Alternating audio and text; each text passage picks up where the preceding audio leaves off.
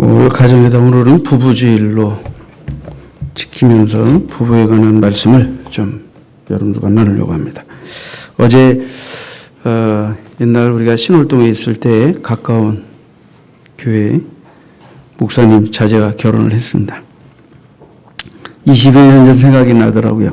좀 늦게 결혼했어요. 35이 돼가지고 아주 성인으로서 결혼을 잘했는데 어렸을 때 어떻게 강아지 하나를 얻어서 건넨 적이 있어요. 이 친구가 강아지가 갑자기 뭐 아프게 돼가지고 엄마 아빠한테 연락하니까 연락도 안 되지. 그래가지고 우리가 어디를 가고 있었는데 연락이 왔어요. 막 울면서 연락이 와서 그냥 그 어린아이에게 강아지 줬다는 것 때문에 또 그 아이가 지금 강아지가 막 아프니까 어떻게 될까봐 어린 마음에 막 당황해가지고 그래서 긴급하게 가던 모든 일을 멈추고 비상 출동을 해서 그래서 집사람하고 둘이서 야, 우리가 강아지 준재로 지금 강아지 목회하러 가게 생겼다 이러면서 가지고 병원 옮겨서 치료하고 그랬던 게 엊그제 같은데 20여 년 전 일인데 지금 다 큰 성인이 돼서 결혼했어요.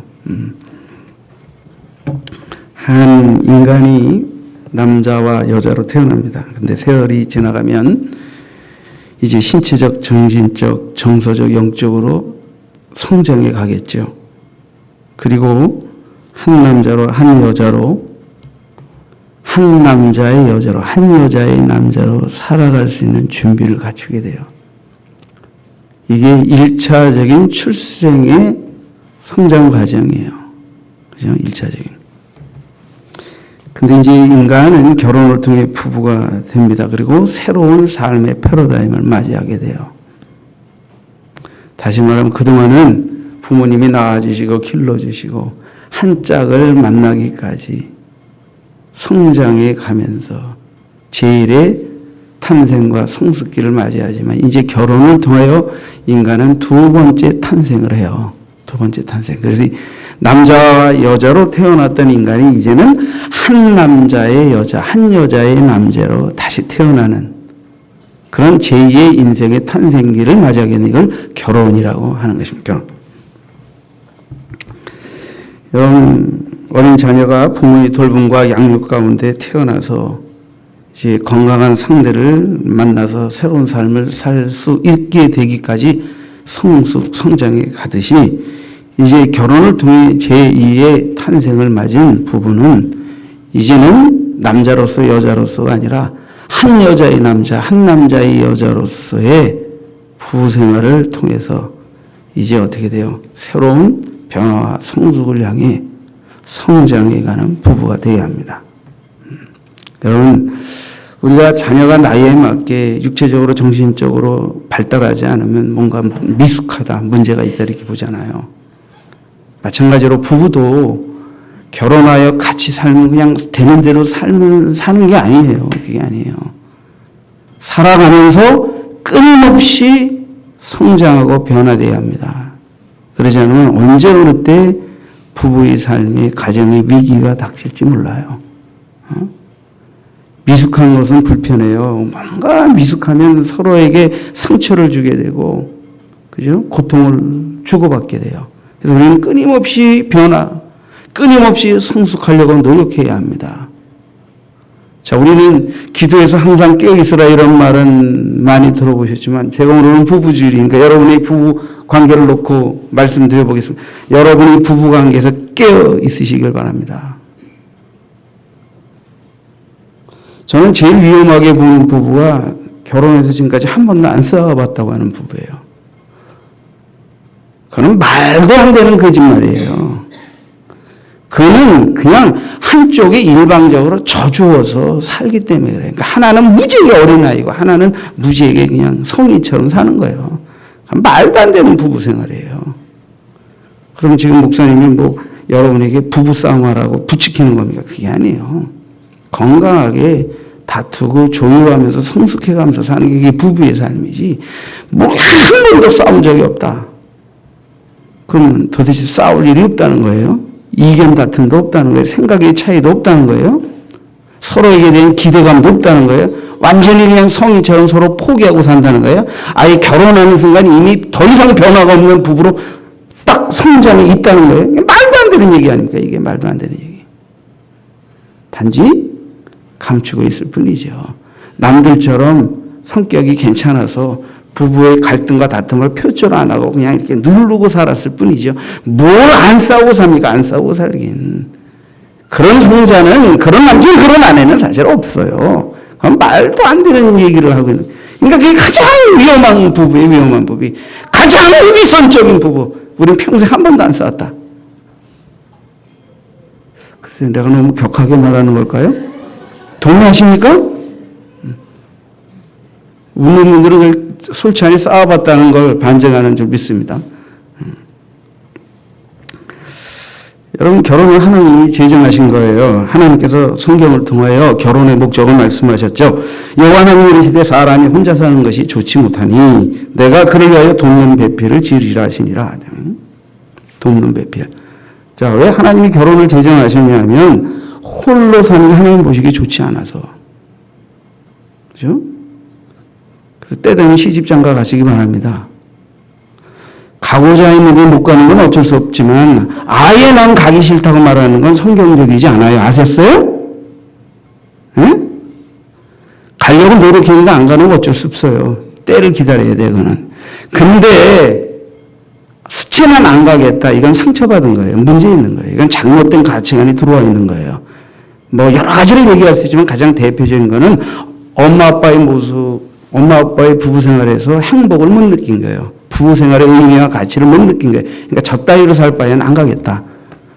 라든지 아니면 자기가 하는 직업과 자아실현의 욕구가 너무 강하다 보니까 시집장가 갈 새가 없다. 뭐 이런 경우도 있을 수 있어요. 좀 더 거룩한 자아실현의 목적 때문에 안 가는 분들도 있지만, 그죠? 그래서 제 주변에도 결혼 얘기만 하면 아주 이렇게 뭐 격하게 부정적으로 그건 왜 해요? 그런 거 왜 해요? 여러분 보세요. 사춘기 아이가 그러는 건 이해가 가요. 근데 지금 30 가까운 아이, 넘은 아이들이 결혼 그딴 걸 왜 해요? 이러면 당혹스러워요. 그럼 어른인 저도 죄진 것 같아요. 누가 죄진 거예요? 그 부모가 죄 짓고 있는 거예요, 지금. 아이들에게 건강한 부부 생활의 자화상을 보여주지 못한 거예요. 그러니까 아이들이 부정적이에요. 그딴 거 결혼 생활, 그딴 거 해서 뭐 하느냐고. 보편적으로 얘기하면 뭐 다 맞는 건 아니지만 대체적인 평균적으로 보면 결혼 안 하고 사는 사람보다 결혼하고 사는 사람이 더 행복하고 더 건강해요. 그리고 홀로 사는 사람이 더 빨리 늙어요. 실제 병들고. 평균적으로 그렇다는 얘기예요. 안 그런 경우도 있지만. 그게 왜 그럴까요? 결혼하면 다투고 여러 가지 문제, 고통스러운 거 싫어서, 그런 거 싫어서 그냥 내가 내 나름대로 내 멋대로 살고 싶겠다. 근데 왜 그러면 더 행복하고 더 건강하고 더 아름답게 살아야 될 거 아니에요. 근데 우리의 통계는 그렇게 말하고 있잖아요. 결혼해서 살면서 지지고 볶는 일을 겪어가면서 사는 것을 통해서 아픔도 겪지만 기쁨과 행복도 겪는 거다. 그런데 그게 더 우리를 건강하게 행복하게 하는 거다. 그러니까 건강은 원래 스트레스가 없는 삶이 아니고 스트레스를 잘 건강하게 이기는 삶을 사는 거예요. 건강하다는 건 병이 없다는 뜻이 아니고 병을 건강하게 관리하고 이겨가면서 살아간다는 뜻이에요. 그러니까 인생이 행복하다는 것도 문제가 없다는 뜻이 아니고 온갖 문제가 다가오지만 그거를 겪으면서 고통도 겪고 싸움도 싸우지만 그러나 건강하게 믿음으로 이겨가면서 사는 거예요. 그러면서 행복이 있는 거죠. 배고파야 음식도 맛있지. 싸우고 지지고 먹고 고통도 나눠봐야 또 사이 좋을 때 행복의 기쁨도 더 크게 느끼는 거 아닙니까? 그죠? 그렇게 사는 거예요. 근데 문제는 숫제 결혼 안 하겠다. 그딴 거 해서 뭐 하느냐 이러면은 거의 엄마 아빠의 모습 속에서 행복에 겨워 사는 모습을 전혀 못 본 거죠. 아예 숫제. 그러니까 행복의 장화상. 그 그림이 없는 거예요. 그러니까 그냥 결혼 안 하겠다. 이거는 부모가 잘못 사시는 거죠. 잘못 사시는 거죠. 그럼 또 그분들에게 왜 그렇게 사시느냐 그러면 책임을 물을 수 없잖아요. 그렇게 사시는 그분들 얼마나 힘드셨겠어요. 어쨌든 하나님은 인간이 홀로 사는 것은 좋지 못하다. 그래서 같이 살아야 한다. 인간 고독에 대한 처방으로 결혼을 만드셨어요. 또한 돕는 배필로 남자에게 여자를 이끄셔서. 그럼 뭐 돕는 배필이라는 것은 말 그대로 원문상으로 보면 돕는 상대예요. 한 상대의 맞은편에 한 상대를 갖다 들이대신 거예요, 하나님께서. 돕는 상대. 그래서 돕도록 마주하는 자로 하나님이 결혼을 만드셨어요. 그러니까 이 돕는다는 의미 속에 인간은 완전한 존재가 아니고 남자는 여자의 도움이 필요하고 여자는 남자의 도움이 필요하다는 기정사실이 돼 있는 거예요. 그리고 살아가면서 끊임없이 서로의 부족을 메워가면서 살면 하나가 되지만 사랑이 식어져서 부족한 상대를 보며 서로 찌르고 공격하기 시작하면 한없이 불행해질 수 있는 것이 부부관계인 거예요. 부부는 절대 혼자 독자적으로 완전하지 않습니다. 서로 괜찮은 것으로 상대의 부족을 메워주고 섬기고 살아가면 하나 되는 메워짐이 온전해져서 행복이 증폭되겠지만 사랑이 식어져서 못 보던 단점 보고 서로를 공격하고 정지하면서 내가 어떡하다 이런 인간 만나서 이렇게 믿지 않는 분들이 하는 말로 내 팔자가 이게 뭐냐 이런 식으로 팔자 타령하기 시작하면요 인생이 계속 불행해지는 거예요. 불행해지는 거예요. 이것은 사실은 부부가 서로를 어떤 존재로 바라보고 있느냐는 시각이 바뀌어버리면 한없이 행복할 수도 있고 한없이 불행해질 수도 있는 것은 이게 동전양옆과 같아요. 그렇게 대단한 차이가 아닙니다. 사실 이게. 결혼을 통해서 생육하고 번성하라 하셨으니까 미래의 세대를 계승시키도록 그렇게 또 하나님 명령하신 거죠. 자, 여러분 우리는 이 결혼이 남자로서 여자로서의 제2의 탄생이다. 인간의 제2의 탄생이다라는 의미를 이제 여러분에게 말씀을 드리는데 자, 여러분 갓 태어난 아이가 정상적으로 성장할 때 성인이 되고 그래야 이제 결혼도 하는 거예요. 마찬가지로 우리는 갓 결혼한 부부를 신혼부부라고 그래요. 그죠? 그러니까 결혼 생활을 오래 해가면서 당연히 신혼부부에서 성인 부부가 돼야죠. 성숙한 부부가 되어가야죠. 그냥 대충 살면서 성숙해지는 게 아니라니까. 더 노력. 그리고 성숙해지려고 노력하면 그만큼 훨씬 더 의미와 행복과 기쁨을 더 많이 나눌 수 있게 돼요. 그리고 성숙하는 노력을 게을리하게 되면 고통을 더 많이 겪게 돼 있고 때로는 심각한 가정의 부부관계의 위기로 인해서 가정의 파국을 맞을 수도 있는 것입니다. 자, 제가 직접 말하는 것보다 그 결혼 문제에 대해서 아주 전문적으로 다루는 심리학자들이 결혼에 대해서 3단계로 설명했어요. 자, 그거 올려주시죠. 1번, 2번, 3개. 1, 어디 갔어? 금방 나왔는데. 폴 트리니의 거부터. 네, 거기서부터 1단계, 2단계, 3단계 그 화면을 자 보시죠. 첫 단계 폴 트리니에라는 이제 학자가 그저 이 결혼을 전문적으로 다루는 심리학자들이 인간이 결혼 생활을 이루면서 겪게 되는 3단계를 분석해서 이거는 이제 뭐 기독교적인 분석이라고 해도 일반적인 심리학적 분석이다 이렇게 보시면 돼요. 첫 단계는 신혼 단계.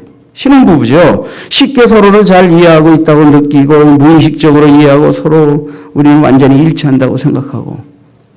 그렇죠? 요즘 이제 우리 신혼부부들 또 결혼을 앞둔 부부들 뭐 그냥 서로를 쳐다보면 뭐 그냥 보는 우리도 즐겁죠. 그래서 쟤네들은 사랑을 나눌 시간이 너무 부족해서 잠깐 트러블이 싸워도요. 길게 못 싸워요. 쟤네들 아까워가지고 그냥 서로를 향한 눈빛에서 뭐 꿀이 뚝뚝 떨어져요. 꿀이 떨어져요. 이런 단계가 있어요.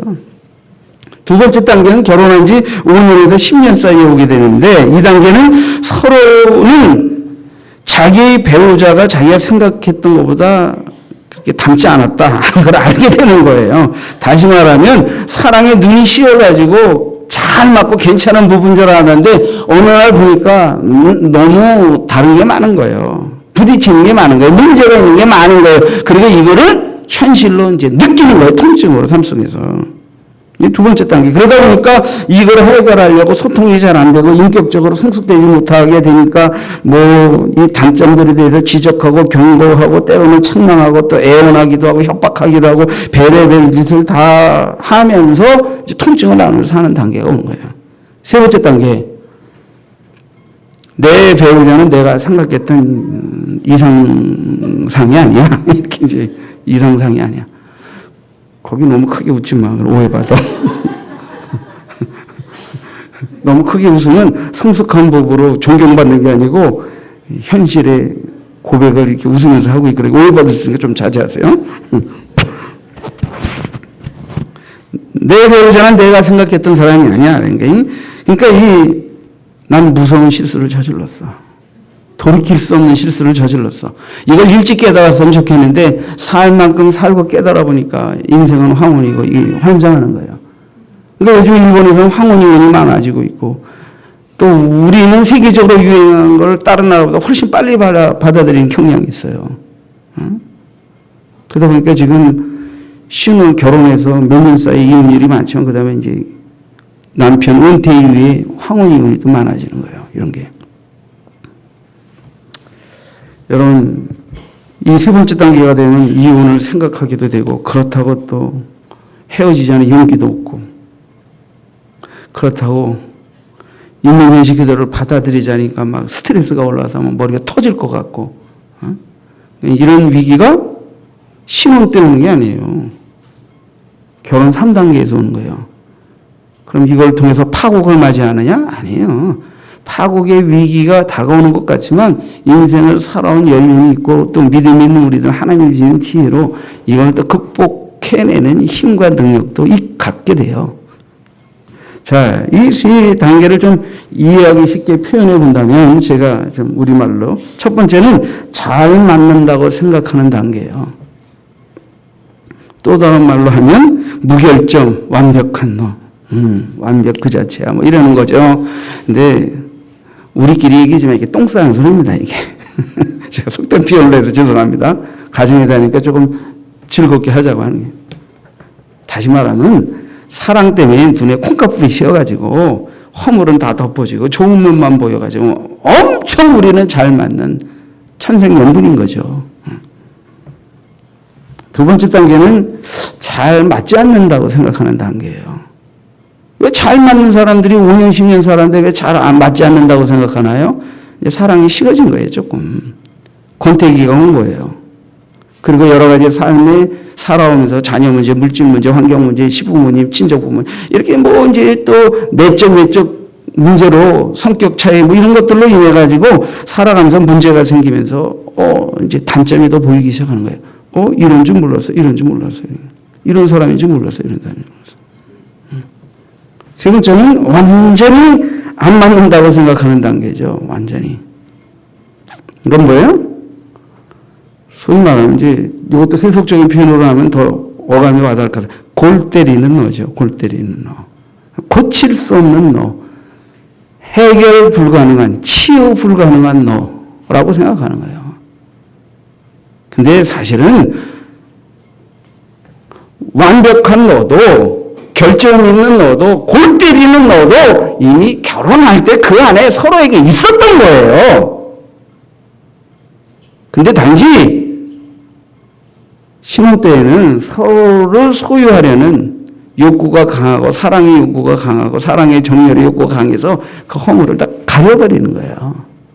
그러다가 삶의 현실을 살면서 이것저것 부딪히면서 결점을 보게 되고 그리고 이제 살면서 한참 살아보니까 도저히 못 고치는 골 때리는 것들이 아주 뿌리 깊게 자리 잡은 걸 알게 되고 그러다 보니까 이제 어떻게 내가 이런 인간하고 만나서 이렇게 내 팔자가 이 모양이야 하고 이제 팔자 타령하게 되는 상황이 되어버리는데 자, 이런 모습 이런 과정을 누구나 겪는데 여기서 이제 건강하게 이것을 치유하고 회복하고 성숙을 이루어가면서 극복해가는 부부가 있고 그냥 되는 대로 그냥 피해가면서 사는 부부가 있고 이런 것들로 인해서 유탄을 맞고 이제 점점 파괴적이 되고 고통을 나누면서 무너져가는 부부가 될 수도 있고 이것은 이제 우리가 어떻게 이런 문제들을 직면하느냐에 달려 있죠.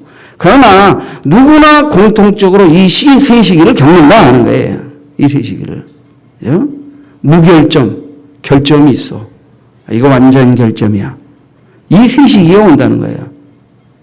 그러니까 여러분, 이 마누라, 이 남편, 이거 치유 불가능해. 여러분 지금 굉장히 성숙한 결혼의 단계를 맞이하고 계신 거예요. 축하드립니다. 단 조건은 이것을 성경 믿음 안에서 적극적으로 변화와 성숙의 노력을 통해서 극복해 가겠다는 전제하에서 성숙한 단계를 맞이하고 있는 거예요.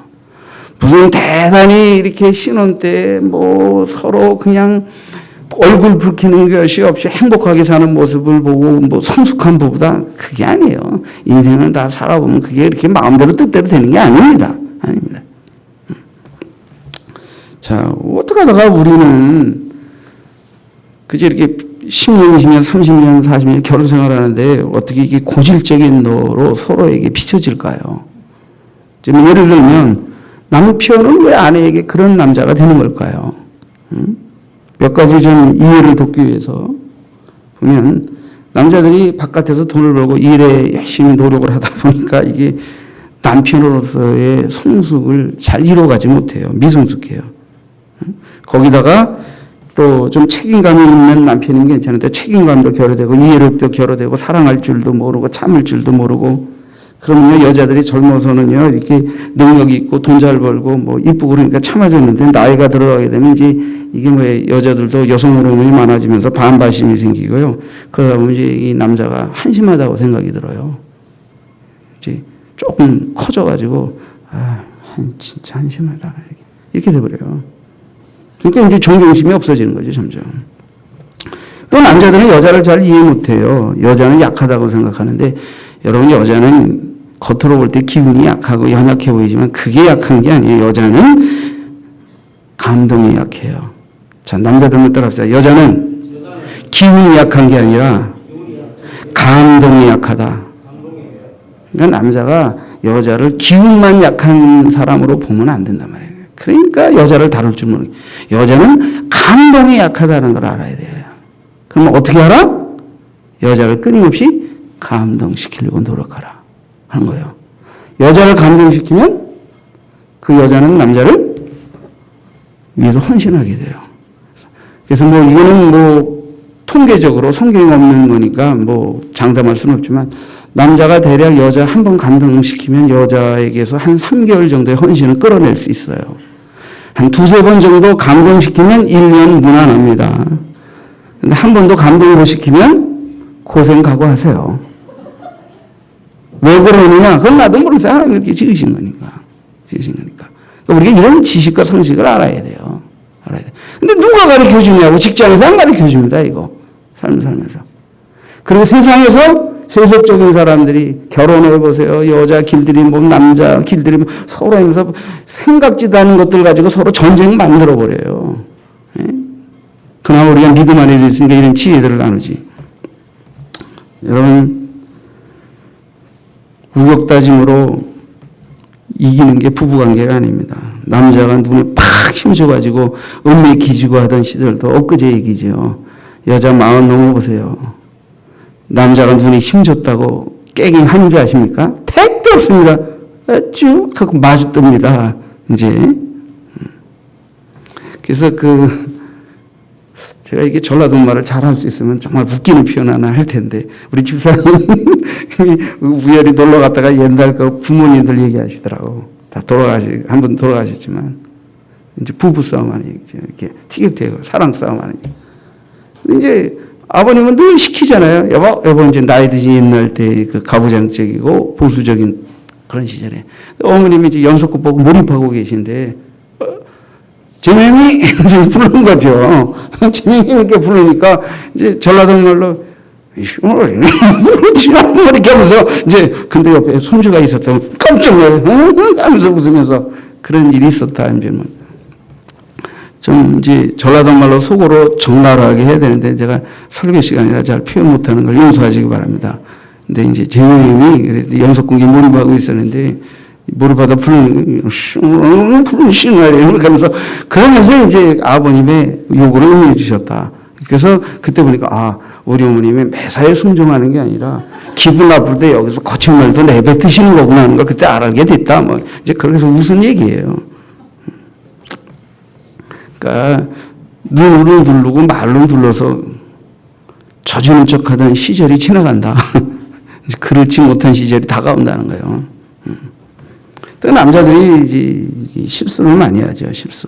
가정의 권위를 지키지 못하고 도박에 빠지고 술에 빠지고 바람 피우고 이렇게 해서 아내에게 자기 남편으로서의 권위를 유지할 수 있는 것을 상실하게 되면 또 더더군다나 뭐 더 빨리 오죠. 그런 게 더 빨리 오죠. 거기다 무능력도 문제예요. 무능력도. 그래서 밤새도록 고집수업 치는 능력은 있는데 밤새도록 잘 살기 위해서 일하는 능력은 상실하는 남자들. 밤낮 낚시로 밤을 새울 수는 있어도 일은 밤낮으로 할 수 없는 인간들. 그죠? 아침에 눈을 뜨면 날씨를 살피면서 휴일날 아내와 즐겁게 놀기보다 어떻게 혼자 도망가서 골프 치고 테니스 칠까만 생각하는, 그러니까 아내가 행복할 수 없는 거죠. 여러분들은 물으실 거 아니에요. 목사님이 취미가 뭐냐? 저는 취미가 집사람하고 차 한잔 마시고 얘기하는 거, 걷는 거, 같이 탁구 치는 거. 잘 보세요. 저는 연애 8년에 결혼 생활 30몇 년 했는데 32년 지나가고 있는데 집사람과 40년을 같이 세월을 보냈어요. 행복하게 살라고 또 여러분들에게 본이 되려고 목회자이니까 어떻게 해요? 부부간에도 행복을 가꾸는 취미도 같이 개발하고 저도 제가 혼자 좋아하던 거 많이 있었어요. 근데 결혼하고 제가 혼자 좋아하는 거 거의 하지 않고 될 수 있으면 뭐 같이 좋아하는 걸 하려고 하는데 뭐 집사람은 또 그게 좋아서 했는지 모르겠어요. 저에게 맞춰주느라고 했겠죠. 하지만 하여튼 그냥 그렇게 해요. 그래서 지금도 서로 탁구도 잘 치고 즐겁게 웃으면서 산책도 하고 차 한잔 마시고 그럽니다. 행복이 거창한 데 있는 게 아니지 않습니까? 근데 이거 노력해야 돼요. 탁구로 서로를 즐길 수 있는 부부가 되려면 그것도 운동하면서 시간도 투자하고 물질도 투자하고 애 많이 써야 돼. 갑자기 거저 그렇게 되는 게 아니에요. 시대적인 조류가 또 이렇게 우리 남자들을 더 무능한 남자로 만들어 버리죠. 그렇죠? 요즘은 아빠의 권위가 상실된 시대 아닙니까? 그러니까 더 힘들어요. 자, 뭐 이런저런 말씀드렸습니다만은 어쨌든 여러분 문제 없는 가정은 없습니다. 성경에도 보면 믿음을 위해서는 아브라함의 가정도 부부싸움이 있었어요. 노아의 가정도 문제 있었어요. 이삭의 가정도 문제 겪었고 야곱의 가정은 뭐 더할 나위 없는 문제가 많았고 뭐 이스라엘의 최고 영적 지도자 모세도 문제를 겪었어요.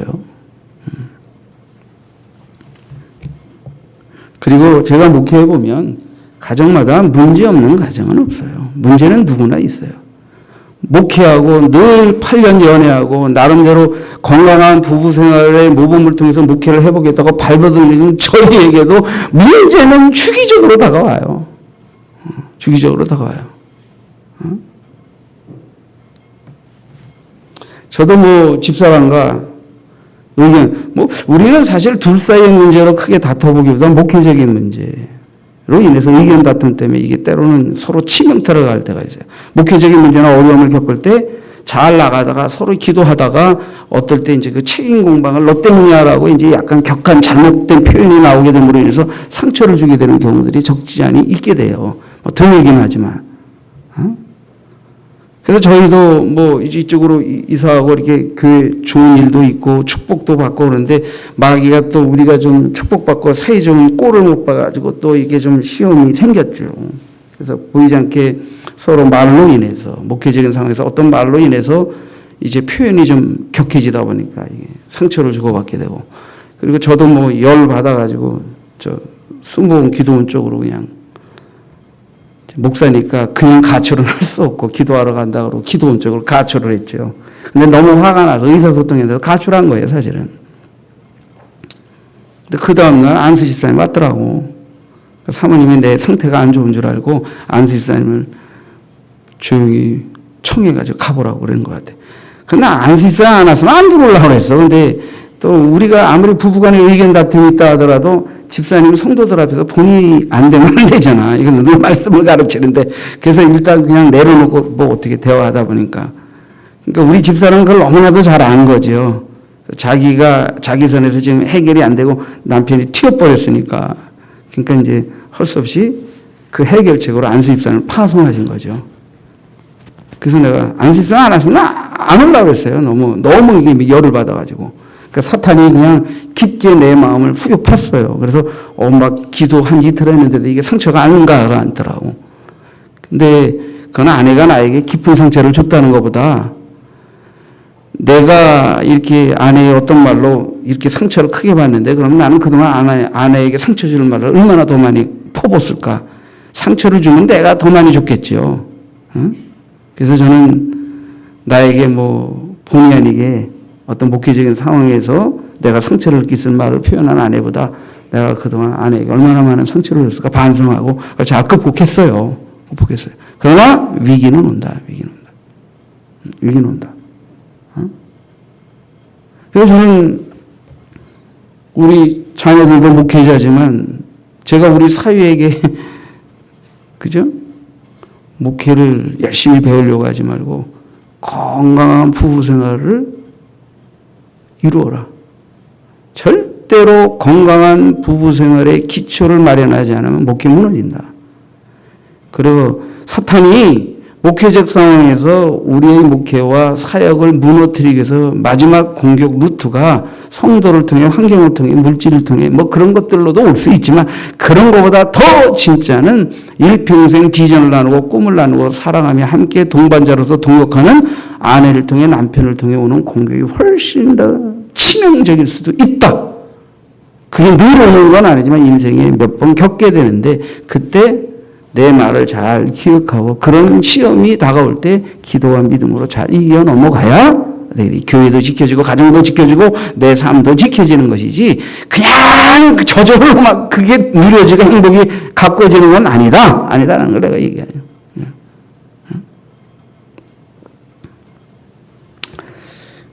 여러분, 자, 이 조지 맥더웰이라는 분이 부부 관계는 4단계로 성장한다고 설명을 했어요. 첫 번째 단계의 부부는 자기중심적 단계.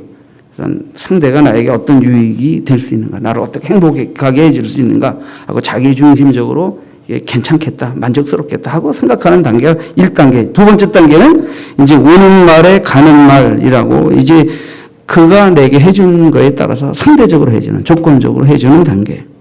그래서 봉사해주면 봉사해주고, 기쁘게 해주면 기쁘게 해주고, 서로. 세 번째 단계에 이르러서 비로소 이제 부부는 서로 상대방의 독자성을 고맙게 생각하며 결혼의 좋은 점과 서로의 좋은 점을 받아들이는 여유를 보인다 하는 게 세 번째 단계. 네 번째 단계는 관계의 규칙을 인생을 이제 살아가면서 여러 가지로 겪었기 때문에 문제가 발생할 때 피할 줄도 알고 건강하게 해결할 줄도 아는 부부가 된다. 이게 네 번째 단계. 자, 이걸 좀 학자들이 말하면 이제 복잡하니까 이해하기 쉽게 제가 다시 네 단계를 좀 우리식 표현으로 바꿔보겠습니다. 첫 번째 단계는 자기 중심적 단계, 이기적 단계라 이렇게 보시면 돼요. 두 번째 단계는 조건적이며 상대적 단계다. 세 번째 단계는 이해와 용납과 존중의 단계다. 네 번째 단계는 관계의 문제를 건강하게 해결해가는 단계다. 자, 그러니까 부부 관계는 이렇게 네 단계로 발전해 가요. 자, 보스턴 대학교 교수이면서 가정문제 전문가인 로널드 레본트 박사님은 이런 말씀하셨어요. 유감스럽게도 대부분의 가정이 2단계에 머문다는 거예요. 2단계. 두 번째 단계에 머무는 가정은. 그러니까 이기적이고 조건적이고 상대적인 단계를 뛰어넘지 못하는.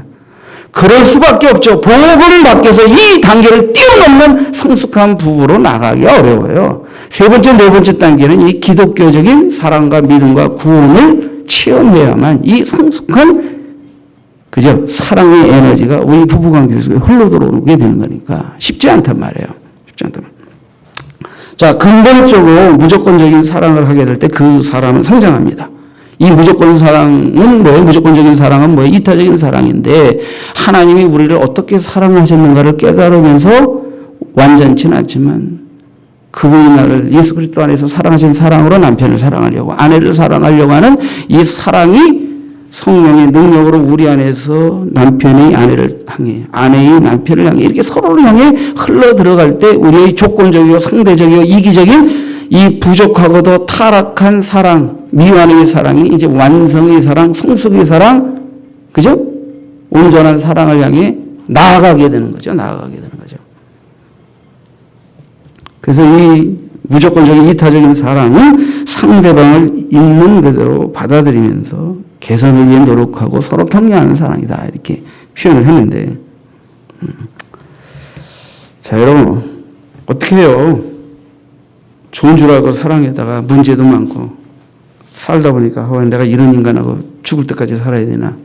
그럼 어떻게 해야 돼요? 판을 깨고 헤어져야 돼요? 어떻게 해야 돼요? 지금 이혼이 많아져요. 그게 왜냐하면 옛날 우리 부모님들은 무조건 져주고 참아주고 자녀를 위해서 모든 것을 포기하고 살았어요. 그래서 가정을 지켰단 말이에요. 사랑하기 때문에도 살고 정 때문에도 살았지만 살기 싫은 인간이지만 인격적이지 못하지만 자식에 대한 책임과 의무감 때문에 그냥 고통을 끌어안고 살았. 그래서 이혼율이 적었어요. 근데 지금은 부모들이 우리 아이가 이런 인간하고 살 바에야 빨리 헤어지고 다시 새 출발하는 게 낫다. 이런 생각으로 가다 보니까 어떻게 돼요? 이혼은 무조건 막는 게 아니라 때로는 부추기는 경우도 있고, 왜 이게 자기가 그렇게 살아보니까 평생 고통이 너무 심하다. 우리 아이에게 이런 고통 물려주고 싶지 않다. 이런 것도 생기다 보니까 여러 가지 이혼이 상승하게 되는데 하여튼 이런 것도 한몫하고 있다고 생각이 들어요. 근데 우리도 잘 알다시피 미국처럼 우리나라도 이혼율이 많아졌어요. 미국이 두 부부가 결혼한 한 부부 이혼하고 또 거기서 또 재혼하면 또 이혼하고 이래. 우리도 지금 그렇게 돼버렸어요. 그렇게 돼버렸어요. 그래서 지금은 이제 설교하면서 이혼하면 안 돼! 이렇게 설교하기가 참 낯뜨거워져 버렸어요.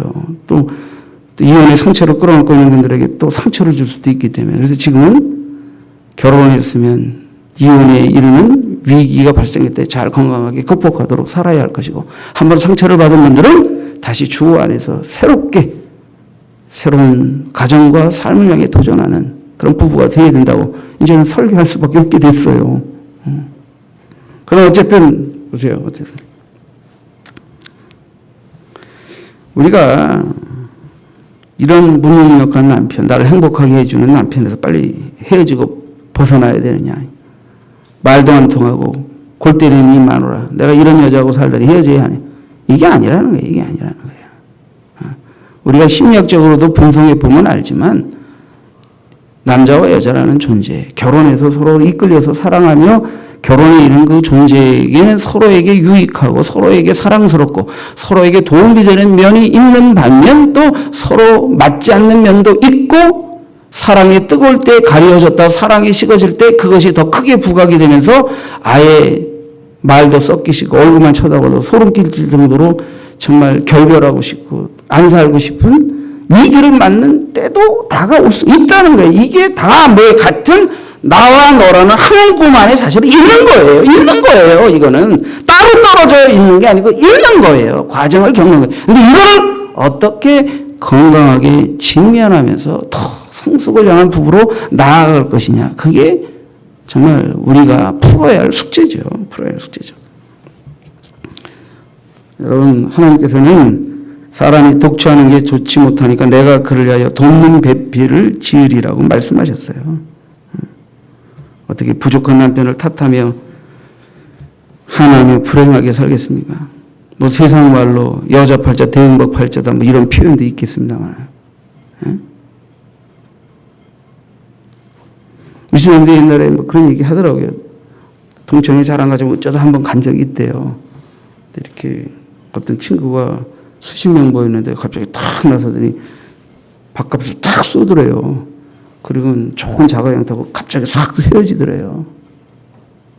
친구들이 썰썰썰렁하고 형편이 어렵고 또 뭐 가족 생각해서 수십 명 이렇게 그걸 갖다가 한 번에 탁 낼 수 있는 여자가 어디 있어요? 쉽지 않잖아요. 그런데 고마우면서도 기분이 싹 나쁘고 썰렁썰렁해지려는데 한쪽에서 얘기 안 하고 저쪽에서 얘기 하는데 걔 이혼했대. 걔 재혼했대. 돈 많은 남자한테 시집 갔나 봐. 그러면서 그런 거야? 그래서 쓴 거야? 그래서 거기는 시기도 있고 질투도 있고 뭐 또 여러 가지 뭐가 작용하면서 그 기분 나쁘고 동창회가 잘 되겠어요? 응? 꼭 그렇다는 건 아닌데 여러분, 자 보시죠. 잠언 31장 10절 11절에 보면 누가 현숙한 여인을 찾아왔겠느냐 그 값은 진주보다 더하니라 그런 자의 남편의 마음은 그런 있나니 산업이 핍절지 아니하겠으며 등등등등. 물론 그때적인 산업과 시대적 상황 속에서의 정말 현숙한 아내의 모습이겠습니다만, 이 현숙한이라고 번역이 되지만 원문상으로는 능력 있는 그런 거예요. 능력 있는. 근데 이 능력 있는 이런 것이 남자에게 적용될 때는 강하고 용기 있고 뭐 이제 그런 것이고, 여자에게 능력 있는 그럴 때는 좀 더 인격적이죠. 이렇게 덕성이 있고 동망스럽고 그죠? 선한 이런 걸로 이제 적용이 돼요. 그러다 보니까 번역을 현숙한 여인을 누가 찾아 얻겠느냐 이렇게 표현이 된 거예요. 현숙한 여인은 어떤 여인입니까? 이 잠언 31장에 보면 남편이 믿어요. 남편에게 선을 행하고 부지런하고요. 자기 집안 사람도 음식 나눠주고 여종에게도 일을 정하고 공부한 자에게 도울 줄도 알고, 또 그 남편은 그 아내로 인해서 지도자도 되고 남에게 존경도 받고 또 자기도 가꿀 줄 알고 자녀들도 잘 가꿀 줄 알고, 그죠? 이렇게 그래가지고 나중에는 남편이 칭찬합니다. 덕행 있는 여자가 많으나 모든 여자보다 그대가 뛰어나다. 그래서 자녀들도 일어나 어머니에게 살해하고 남편도 그 여자를 칭송하고, 그래서 오직 여호와를 경외하는 여자는 이렇게 칭찬을 받는다. 이렇게 이제 잠언 31장에 돼 있어요. 여러분, 현숙한 아내가 되셔야 됩니다. 그런데 현숙한 아내는 태어나는 게 아니에요. 이것도 끊임없이 변화와 성숙을 향하여 노력하면서 현숙한 아내가 되는 거고, 남편도 그렇게 해가면서 현숙한 아내와 살 자격 있는 남자가 되어가는 거 아니겠습니까? 응? 여러분, 현숙한 아내는 어떤 아내일까요? 요즘 시대적인 상황 속에서 좀 남편을 격려할 줄 아는 아내, 위로하고 격려할 줄 아는 아내가 되었으면 좋겠어요. 남자들이 제일 싫어하는 여자는 합리적이고 똑똑하고 시시비비 가리고 자절모 지적질하고 따지는 여자예요. 아주 남자들이 알러지 반응을 일으킬 정도로 싫어해요. 여자들만 따라 삽시다. 나는 정말 못된 짓 했구나. 근데 이유는 있어요. 오죽하면 그렇게 했겠어요. 오죽하면 그렇게 했겠어요. 안 고쳐지니까, 모르니까.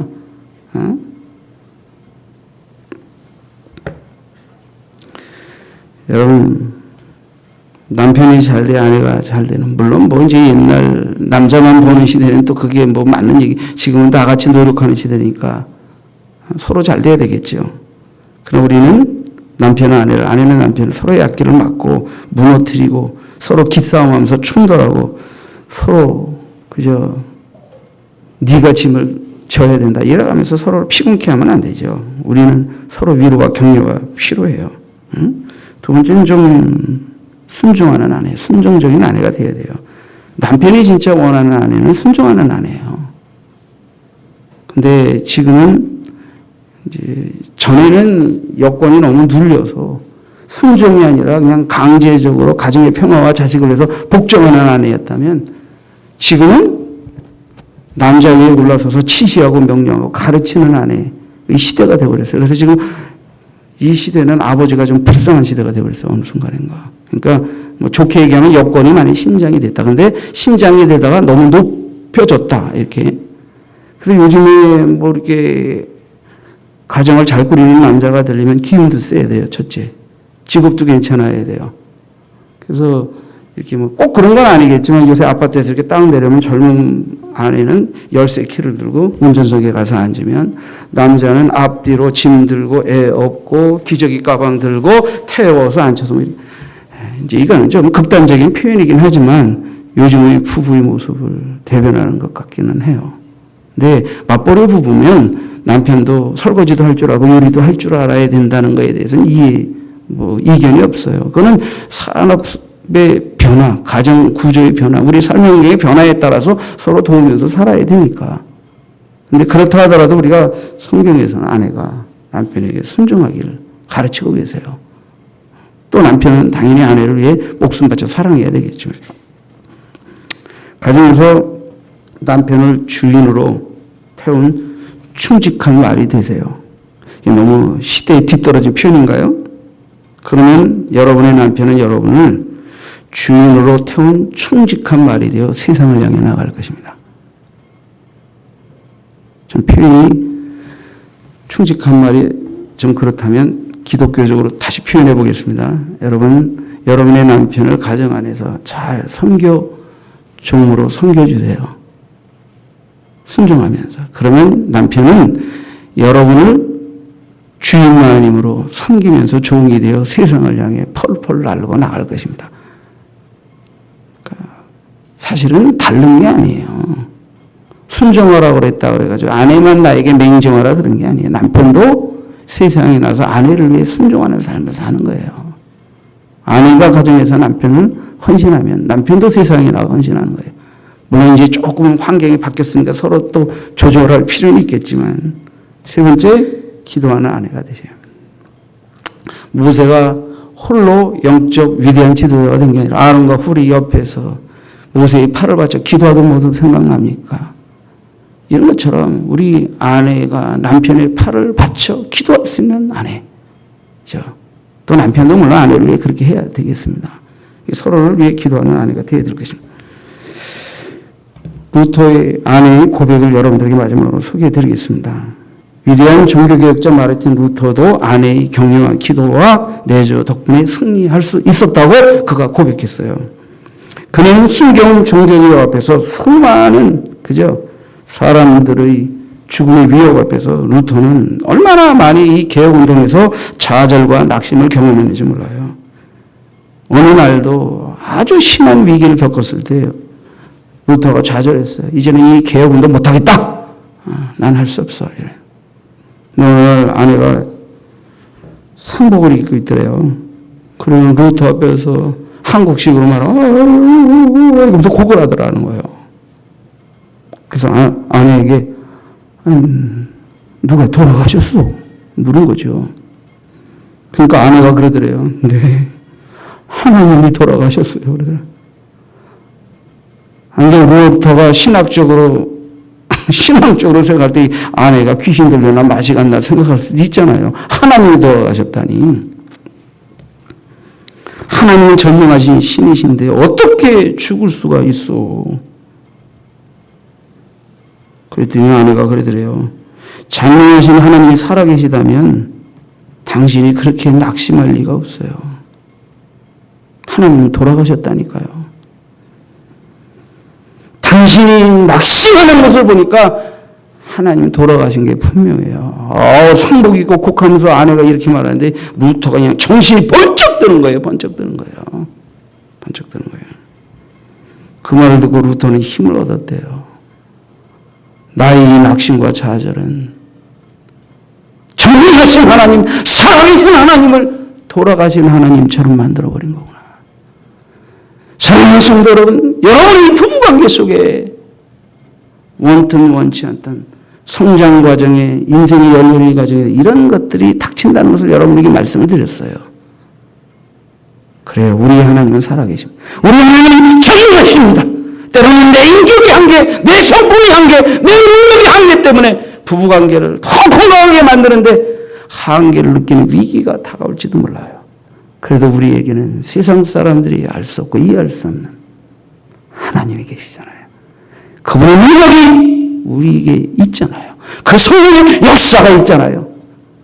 그분께 도움을 청하시지 않겠습니까? 도움을 구하시지 않겠습니까? 그리고 아내를 위해 남편을 위해 서로 축복하고 기도하고, 그래서 이런 위기들을 맞을 때마다 건강하게 극복해내는 모습을 통하여 승리하여 우리 자녀들에게 그래도 하나님의 은혜 안에서 만나 결혼생활 인생은 살만한 것이라고, 의미 있는 것이라고, 가치 있는 것이라고, 수많은 고난이 다가오지만 그것을 하나님이 주신 능력과 지혜로 극복해내면서 사는 게 인생이라고 말할 수 있는 부모가 되어야 되지 않겠습니까? 그래서 저도 한번 좀 문제가 있었지만 집사님 오시는 바람에 정신 번쩍 나서 내가 여태까지 이렇게 안 살았는데, 이렇게 목회 안 했는데 여기서 넘어지면 안 되지. 그러면 안 되지. 정신이 번쩍 들더라고요.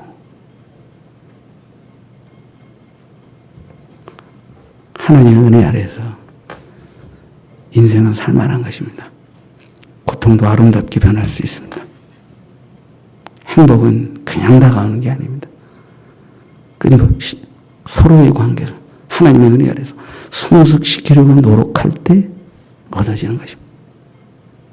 기도하겠습니다.